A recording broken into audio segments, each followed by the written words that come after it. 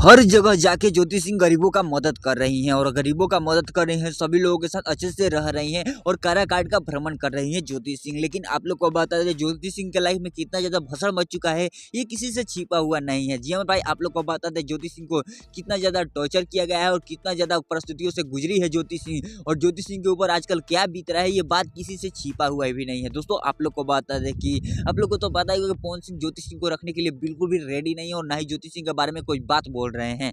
आप लोग को बता दें पवन सिंह इन दिनों काफी ज्यादा एटीट्यूड में दिख रहे हैं, ना ज्योति सिंह का सपोर्ट कर रहे हैं, ना ज्योति सिंह को पूछ रहे हैं, और ज्योति सिंह भी कुछ कम नहीं है। दोस्तों आप लोग को बता दें कि ज्योति सिंह अकेले ही सबको दिलों पर राज कर रहे हैं और आप लोग को बता दें कि चुनाव लड़ने के लिए बिल्कुल भी तैयार है। दोस्तों आप लोग को बता दें विधानसभा वाला चुनाव ज्योति सिंह अपने बल पे लड़ेंगी और आप लोग को बता दें काराकाट क्षेत्र से ही कैसे लड़ेंगी।